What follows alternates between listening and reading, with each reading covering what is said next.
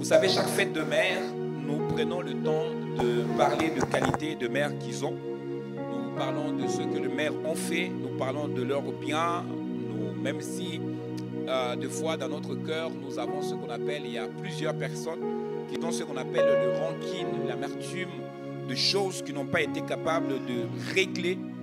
Mais quand on arrive les jours de fête de mère, souvent les gens s'arrêtent justement pour dire seulement le bel poème, de dire bonne fête aux mères pour que ça paraît bien.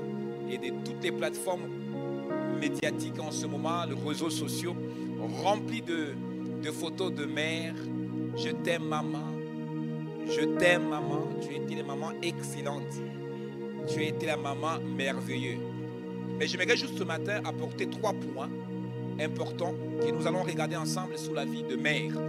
Et je crois que ce message joue une face très importante de pouvoir aussi en même temps aider quelqu'un à comprendre le travail que les mères font à chaque jour dans la vie de plusieurs personnes.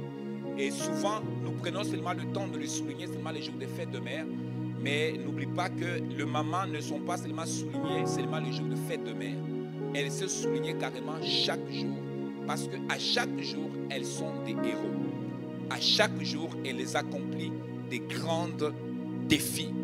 Et je peux vous le dire, parce que je suis témoin de voir comment j'ai été dans une famille, nous étions 7 personnes, avec une mère qui n'avait pas une grande ressource, mais elle était capable de nous garder tous ensemble, en bonne santé, avec une bonne éducation. Elle se battait tous les jours, elle ne dormait pas pour s'assurer que tous ses enfants grandissent de la bonne façon. Et même quand nous avons attrapé de maladies bizarres qui nous a causé vraiment de sérieux problèmes, et non, ma mère n'a jamais baissé le bras. Elle n'a jamais baissé les bras.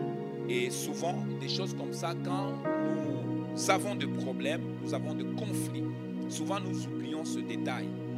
Et nous se plongeons seulement sous le conflit et le problème qui nous submerge. Mais ce matin, par la grâce de Dieu, quelqu'un va comprendre vraiment pourquoi la Bible parle de référence entre maman et l'amour de Dieu.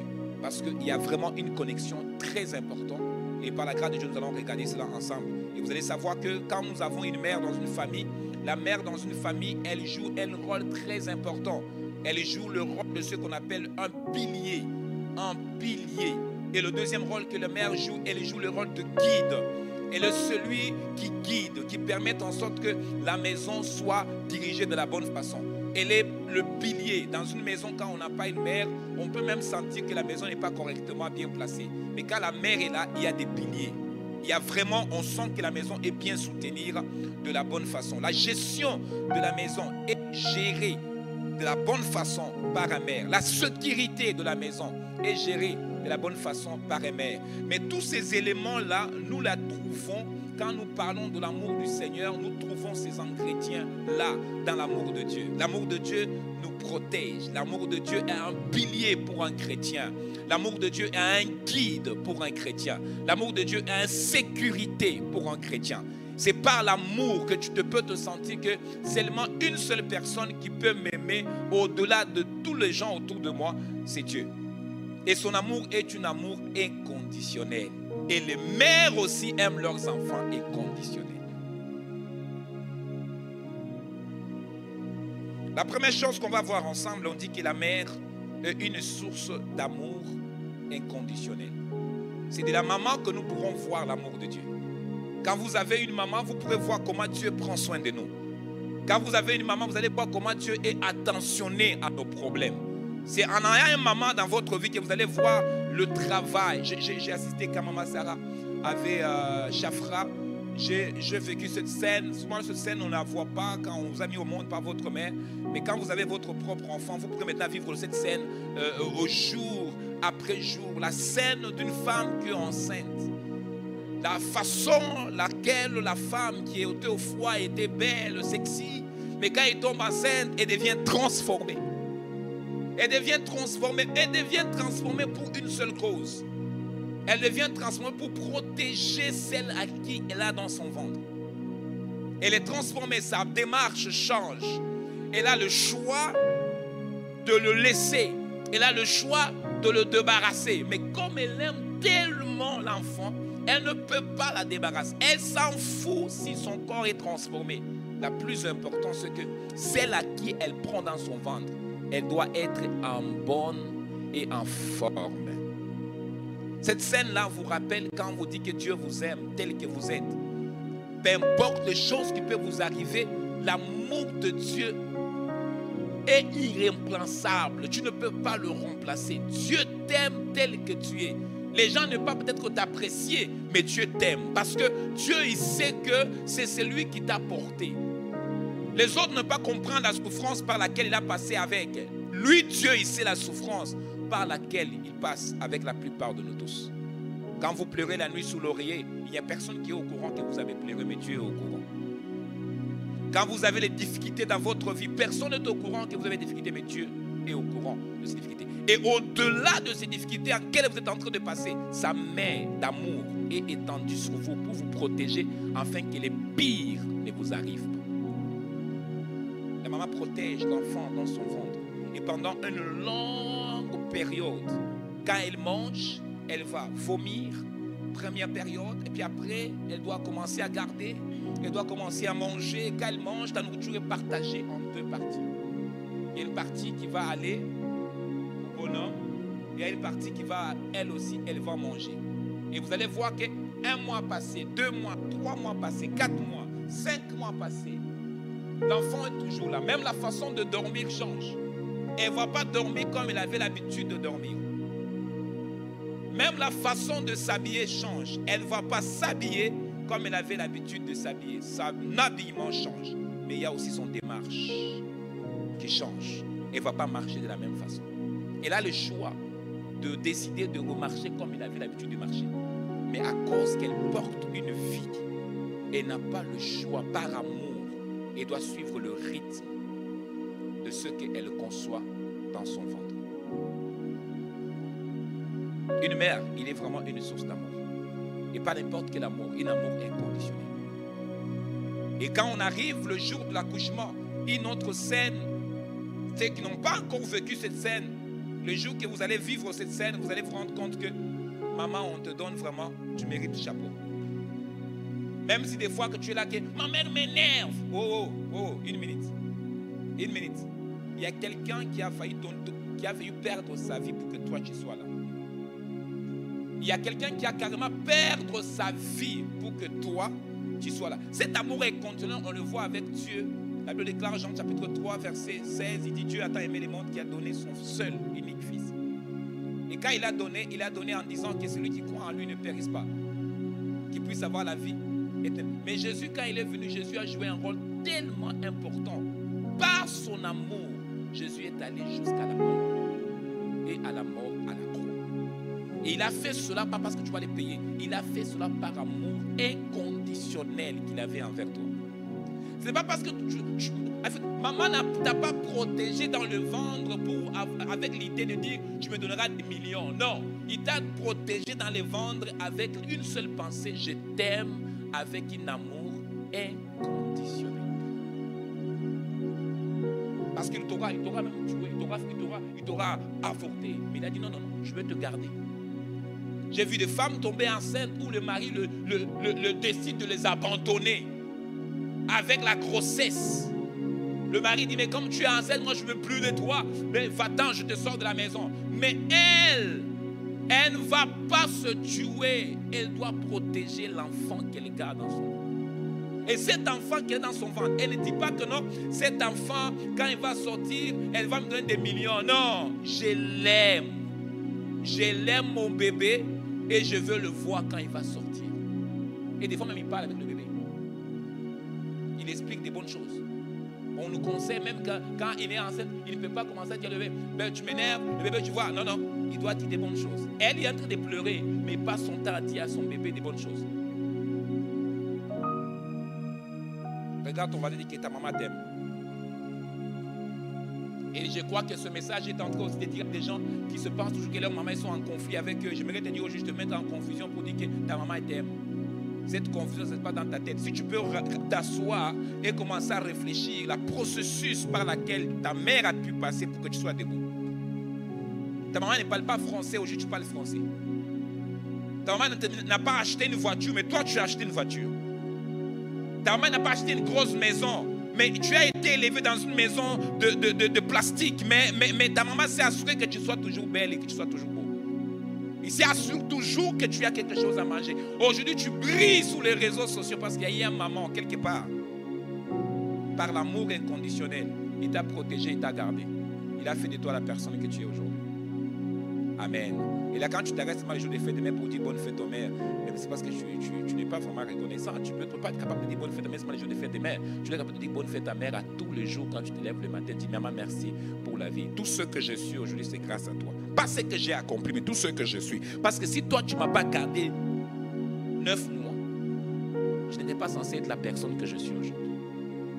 Si Dieu ne t'a pas gardé, frère, tu n'as pas supposé être la personne que tu es aujourd'hui. C'est par l'amour de Dieu que tu es la personne que tu es aujourd'hui. Par sa main puissante, invisible, qui a dit que je m'assure que tous les enfants vont te tuer, mais toi, on ne va pas te tuer. Toi, on va te garder. Toi, tu vas grandir. Toutes les maladies à taper, la choléra, les maladies, tous les sortes de maladies, malaria, toutes sortes de maladies est venue, mais toi, ces maladies est venue et puis il est parti. La deuxième chose, une mère est une enseignante en silence. Une mère, c'est une enseignante en silence. La plupart de mères, leurs enseignements, elles le transmettent souvent à leurs enfants par deux choses. Première, elles transmettent leurs enseignements, pas forcément par la parole, mais elles transmettent leurs enseignements par les exemples. Par les exemples. Et ces exemples qui ont été transmis à leurs enfants, ce sont des exemples de valeurs, qui feront en sorte que chaque jour de ta vie, tu vas vivre avec les valeurs laquelle ta maman t'a donné, par les exemples laquelle elle a posé. Il y a des personnes qui sont déjà rendues loin. Il a déjà voyagé, je ne sais pas où, à Oshioka, Bongola. Il est très loin. Mais quand il s'assoit, il se rappelle les paroles que sa mère lui avait dit. Il se rappelle les paroles que sa mère l'avait dit. Et puis, ensuite, toi, tu es maman. En même temps, j'ouvre une parenthèse, je le ferme. Apprendre à dire de bonnes choses à tes enfants. Essaie de jouer le rôle d'une maman exemplaire à tes enfants, pour que demain matin, quand ta fille va grandir, elle va suivre l'exemple de sa mère. Elle va se comporter comme sa mère, elle va parler comme sa mère. Il y a des fois, je me rappelle, on me disait toujours que quand c'est qui a le corps ici, on appelle ma bif, c'est bif. Rosseros, c'est Rosseros. Rhinocéros. Ok. C'est quelque chose qu'on m'avait rencontré quand j'étais petit. On dit que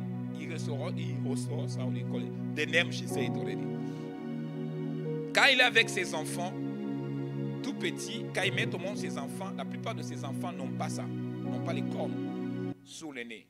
Ça vient quand il grandit. Alors quand il met au monde ses enfants, une de ses enfants commençait à se moquer. Il se moquait de maman.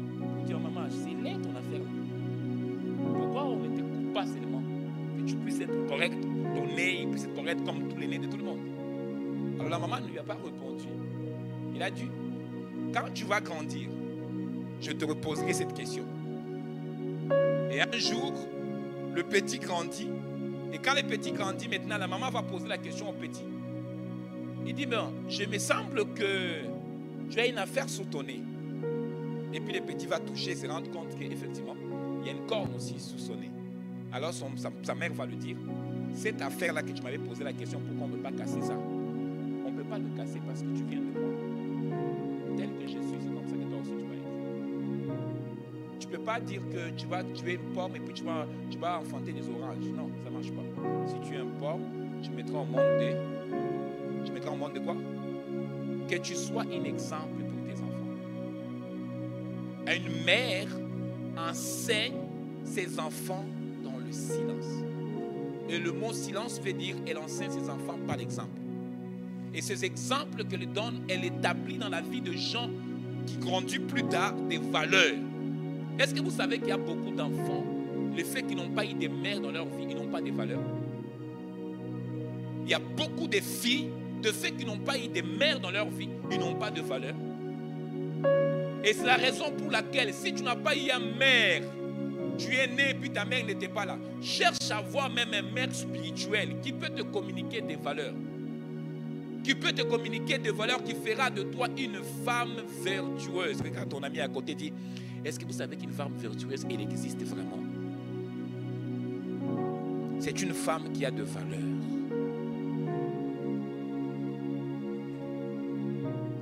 2 Timothée, chapitre 1, le verset 5. Je vous ai dit, c'est la première fois que je prêche un message tous les moments.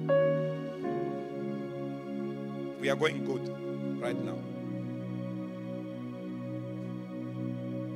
La mère enseigne, pas seulement avec des paroles. Nous avons eu des choses, par exemple, moi je me souviens bien, il y a eu 2 fois, ma mère disait, parce que j'ai commencé à faire le ministère, il y avait toujours des jeunes filles qui venaient chez nous à la maison pour la prière. Vous savez, dans la du ministère, quand on commence, toujours des jeunes filles qui viennent en plein, mais ils venaient beaucoup pour la prière.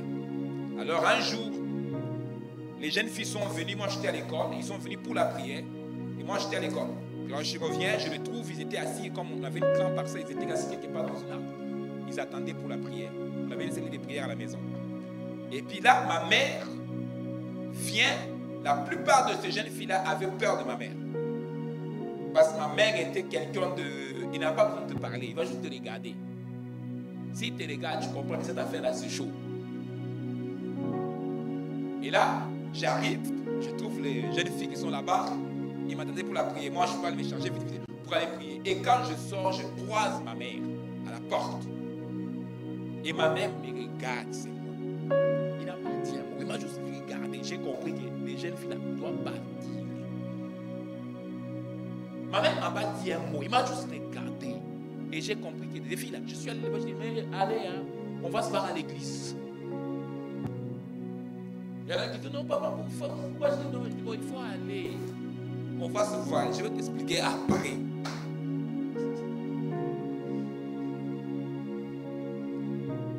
Des fois, quand ta mère te parle, il te dit une chose, tu n'écoutes pas, il te le répète encore, il te le répète encore. Il y a des paroles que nos mères nous ont dit, même quand nous sommes loin. On a l'impression que ça sonne dans notre tête.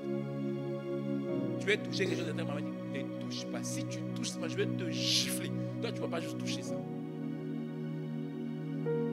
Des fois, on me rappelle, quand on est un enfant, on a l'impression que nos mamans ne nous aiment pas. On a l'impression qu'ils ne nous aiment pas parce que quand maman te tape, j'ai l'impression que notre maman, il me déteste. Il ne m'aime pas. Je veux même pas dire, maman, tu es mauvais parce qu'il t'a tapé. Il fait ça bien parce qu'il y a un enfant, il y a une folie qui est attachée à sa tête. Il faut le taper un peu pour que la folie la parte. Ce n'est pas parce qu'il ne t'aime pas qu'il va dire à sa maman, je ne t'aime pas, je te déteste parce qu'il a giflé. C'est parce qu'il y a une folie qui est attachée à ta tête. Il faut qu'on enlève ça. Pour faire dire qu'il y a une petite folie, un petit fouet fait fuir un peu la folie de la tête. Timothée chapitre 1 Timothée 5. Gardons le souvenir de la foi sincère qui est en toi, qui habita d'abord dans ton aïeul, Loïs, et dans ta mère, Eunice, et qui, j'en suis persuadé, habite aussi en toi. Regardez ce que Timothée.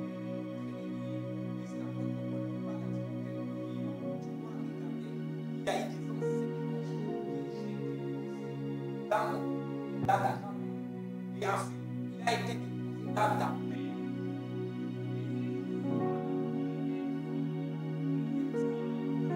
C'était une forme.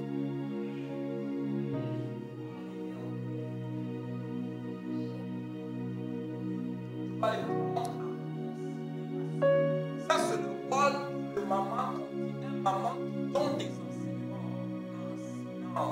Elle les donne par ses exemples. Elle n'a pas besoin de prier l'enfant. Elle n'a pas besoin de parler fort l'enfant. L'enfant déjà elle sait ce que maman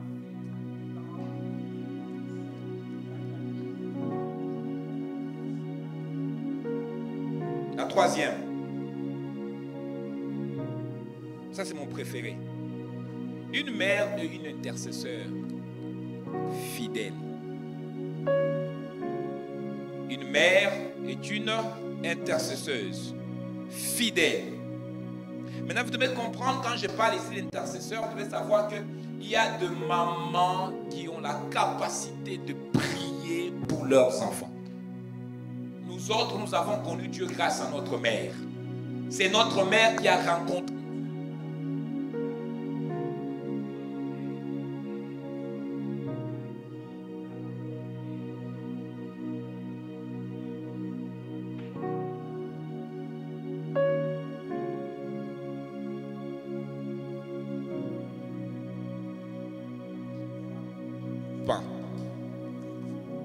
Je prêche et mon micro casse là. Il y a des gens qui suivent. Vous devez tirer attention à ça, s'il vous plaît. Éphésiens chapitre 6, verset 3. Éphésiens chapitre 6, verset 2 à 3.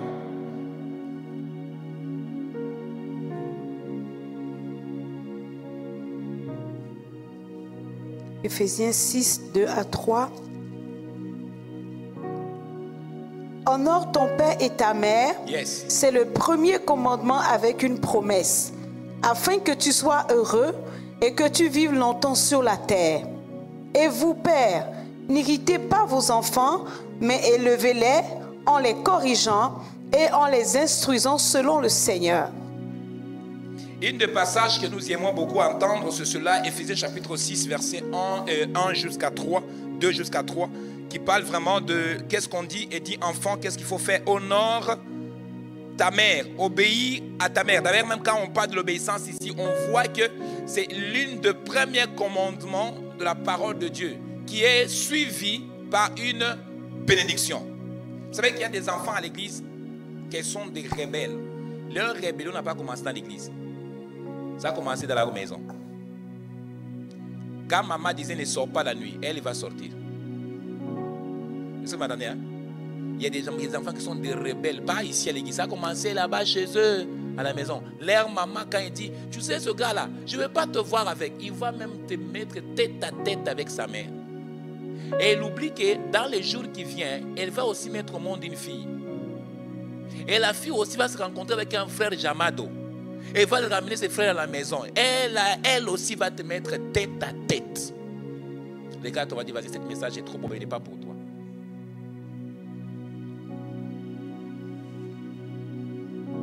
Moi, quand je serai grand, quand je vais me marier, moi, je peux faire comme ma mère. Hein. Moi, ça va être différent. J'aurai même des domestiques. J'aurai les gens qui vont m'ouvrir la porte. Moi, je ne serai pas comme ma mère. Hein. Je vais faire mes choses différentes.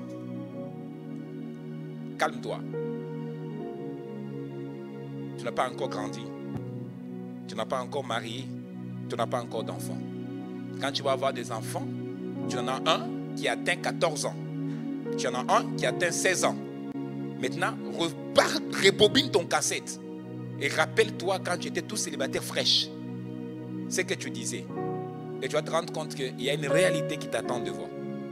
Et si tu t'es mal comporté avec ta mère, tu auras le même résultat aussi chez toi à la maison. Tu auras un enfant rebelle. Quand tu dis sors, il va t'écouter, mais dès que tu ne es pas là, il va ouvrir les fenêtres et puis il va partir.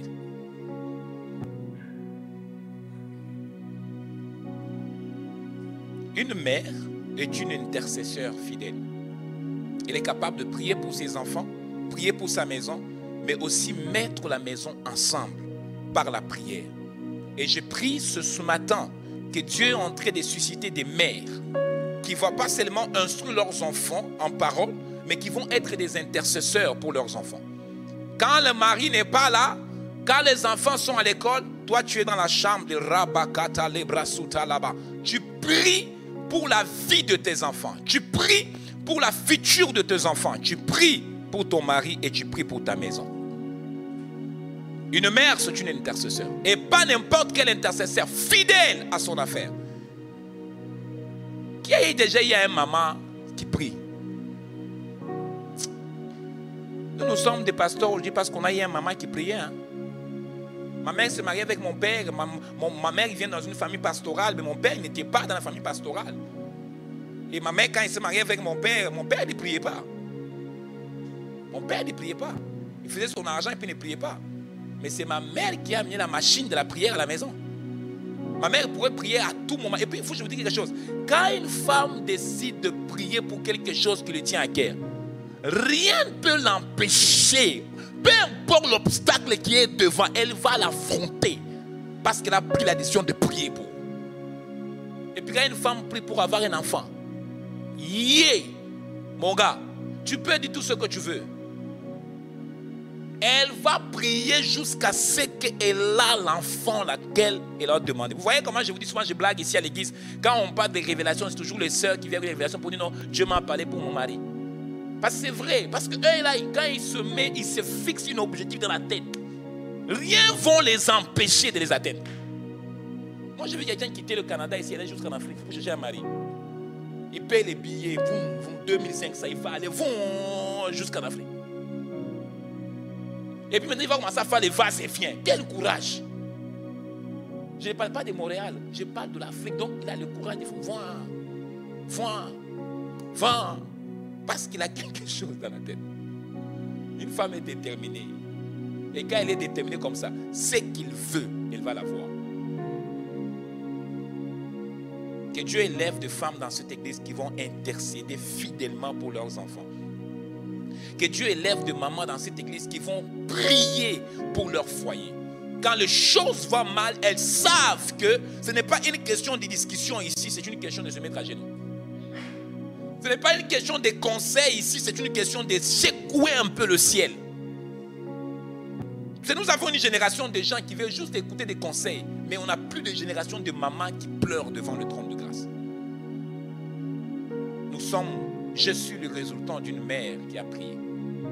Je suis le résultant d'une maman qui n'a pas lâché la prière. Elle a été fidèle à la prière. Sa prière a engendré un grand prophète. Sa prière a engendré un grand prophète. Ça va vous choquer ce que je vais vous dire. Vous savez, ma mère a tellement prié. Il a tellement prié que mon père s'est converti.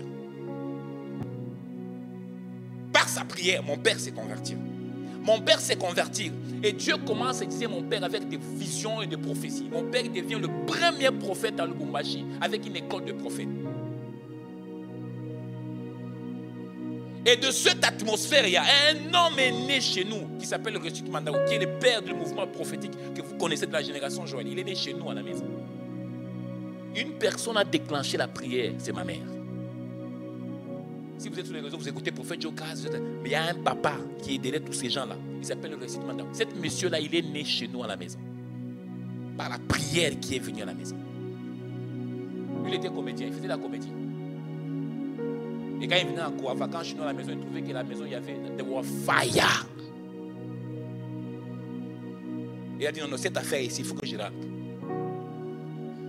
Et chaque fois quand je parle avec lui, je me dis, chaque fois quand je parle, j'ai l'impression que je suis en train de voir les doublures de mon père. Toi, tu n'aimes pas prier. Maman, tu n'aimes pas prier. Tu es sur Tintan, tu es sur tous les réseaux sociaux du matin jusqu'au soir. Prie, maman, prie pour tes enfants. Lève-toi et prie pour les enfants. Parce que là, demain, là, ces enfants-là que tu as mis au monde, elles ne peuvent pas finir leur vie mal. Elles doivent réussir leur vie. Mais leur vie dépend de ta prière. Arrête de te distraire avec le McDonald's et les Subway du Canada. Repars à genoux. Nous avons des enfants aujourd'hui qui sont en train de venir, qui n'ont pas de mère modèle, qui n'ont pas de maman, qui peuvent leur montrer qu'il faut prier. Et c'est dommage parce que nous avons de bonnes mamans qui peuvent vraiment monter de bonnes choses à leurs enfants. Mais la plupart, elles sont tellement distraites. Elles ne pensent pas que demain, là, tu ne seras pas là. C'est ta fille qui va être là. Demain, tu ne seras pas là. C'est tes enfants qui vont être là. Regarde ton voisin. Papa a dit que ce matin-là, il faut vraiment que tu te réveilles un peu. Que l'esprit d'intercesseuse se réveille en toi. Soyez des femmes comme des Anne. Soyez des femmes comme des Déborah. Quelqu'un qui est capable de prier et Dieu va donner un prophète qui va répondre à tous les problèmes d'Israël. Ma soeur, mon frère, écoute-moi très bien. Si tu es une maman et que tu es un enfant, aie l'habitude de chaque matin d'imposer ta main sur ton propre enfant. je parle aux mamans. Impose la main sur ton enfant et déclare ce que tu veux que ton enfant devienne demain. Est-ce que vous m'écoutez? Tu le prends, tu dis que mon fils, ma fille, je déclare le ciel est ouvert. Que tu sois la tête, non pas la queue. Que tu sois béni et non pas maudit. Là où moi j'ai échoué, toi tu n'échoueras pas. Que le ciel te soit favorable. Et toi fidèle à cette affaire chaque jour. Tu vas voir comment Dieu va faire avec ton enfant. Et puis en passant, les mamans qui prient pour leurs enfants, ne vont pas toucher leurs enfants. Ou frère, tu vas aller marier l'enfant des mamans qui prie. Je vous dis la vérité. On dirait que ces mamans-là, moi j'ai connu dans les églises de Church of God, il y avait des mamans dans l'église là. Quand il y a des problèmes, il va taper les fils, viens ici. Et tu vois la fille là, il faut tirer attention. Il dit, mais pourquoi maman? Elle est sorcière. Et ces mamans-là, ils étaient sérieux. Vous savez pourquoi? Parce que c'est des mamans-là qui priaient à tout moment.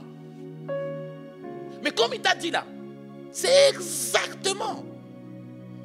Et là, je me suis posé la question, mais comment ils font? Jusqu'à ce que j'ai compris ces mamans-là. Ce ne sont pas des mamans qui étaient dans les quartiers, on fait comme ça. Et quand il vient à l'église, c'est la prière.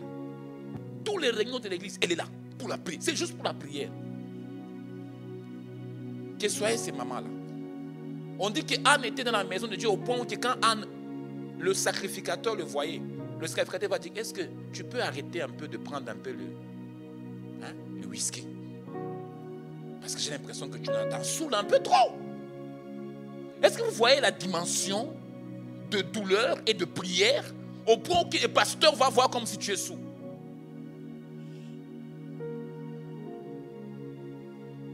Toute chose ne se résoudre pas seulement en parlant en français.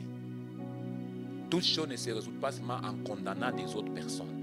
Il y a des choses qui se résolvent dans la prière. Ton mari n'écoute pas, va dans la prière. Commence à dire à Dieu, Seigneur, fouette-lui. Seigneur, fouette-lui. Seigneur, j'ai pris que tu le fouettes. Seigneur, s'il y a des ceintures comme le Père nous fouettait, j'aimerais que vous le souhaitez, Seigneur. Fouette un peu mon mari. Corrige un peu mon mari. Il faut faire des prières comme ça, maman. Il faut prier. Mon mari n'écoute pas. Va là, Dieu. Seigneur, fouette un peu mon mari. Dieu va s'en charger. Va bien le fouetter. Ton enfant qui ne t'écoute pas, il dit, oh, je vais appeler les centres pour aider l'enfant. Hey, tu perds ton temps. Va à genoux. Va prier pour cet enfant. Il va dans la drogue, non? Va prier. Un jour, il va aller boire la drogue. Là. Il va commencer à avoir des visions. Il va se convertir. C'est dommage que je ne vois pas des mamans au Canada, des mamans qui sont capables de dire, nous sommes sensibilisés pour s'enfermer parce qu'on veut voir le changement. Et puis en passant, les mamans, vous avez un pouvoir. Chaque fois quand je regarde, je dis, Seigneur, est-ce que les mamans, Dieu a mis quelque chose d'extraordinaire dans le mets des mamans. Quelque chose d'extraordinaire. Soyez des intercesseurs. Que cette année ne finit pas. Même quand vous partez dans les réunions des femmes, sachez quelque chose, que vous êtes des intercesseurs. Et chaque prière que vous faites, Dieu l'entend. Oui. Vous savez, tu peux avoir un maman païen. Ça va vous choquer ce que je vais vous dire. Vous avez un maman païen. Maman païen, il ne prie pas. Il ne parle pas en langue. Ok? Mais cette maman païen-là, s'il lève sa voix pour dire, ma fille, je te bénis. Je dis bien maman païen. Ok? Il n'a pas le Saint-Esprit. Mais il est souleur même. Tu peux me dire souleur. Mais si cette maman, sa tête se replace, et puis il ouvre sa bouche, dit, mon fils, ma fille, je te bénis. Tu seras béni. J'ai posé à Dieu la question, Seigneur, pourquoi il est païen? Il dit, non, c'est parce que c'est lui qui t'a donné la vie. Et le fait qu'il t'a donné la vie, je lui ai donné cette clé. Même s'il n'est pas chrétien, il a la clé dans sa bouche. Si elle parle, that thing will happen. Maintenant, maman aussi. Non, toi aussi, tu as une clé maintenant. Quand tu es fâché, regarde les choses qui sortent de ta bouche. Quand tu es fâché, regarde comment tu insultes tes enfants. Imbécile, illettré, fainéant. Tu dis des choses comme ça. Vraiment, tout ce que tu dis, ça lie la fille. Tu vas lier l'enfant d'autrui. Tu vois, maintenant, ton garçon commence à se comporter comme un fainéant. C'est parce que tu es en train de dire des choses. Ce que tu as dit a lié l'enfant. Tirez aussi attention des choses. La Bible dit que mère, n'offense pas aussi vos enfants. Donc tirez aussi attention des choses qui sortent de votre bouche. Même si tu es fâché Comment ne dis pas des malédictions sur ton enfant? Parce que tu peux le dire parce que tu es en colère, mais ça peut toucher et influencer la vie de la personne. Est-ce que quelqu'un m'écoute? Quelqu'un m'écoute? Que ce matin, que tous les mamans qui sont dans cet endroit, apprenez à dire les bonnes choses à vos enfants. Et cela doit se faire par votre bouche. Et je termine mon message avec ce texte très important. Il veut dire que nous devons honorer nos mères à tout moment, mais parce que quand nous les honorons, il y a une promesse qui suit par rapport à l'honneur. C'est une promesse que nous allons avoir une longue vie. Il y a une longue vie que Dieu nous accorde parce que nous avons posé l'acte d'honorer nos mères. Maintenant, je vais vous aider avec l'acte d'honneur. Quand on dit honorer une mère, ce n'est pas question de décision, c'est une question d'honneur. Tu honores ta mère. Tu l'honores par rapport à quoi? Tu l'honores par rapport à ce qu'elle est dans ta vie. Est-ce que vous m'entendez? Ce n'est pas ta mère qui va faire le choix de ton mari, mais tu dois l'honorer.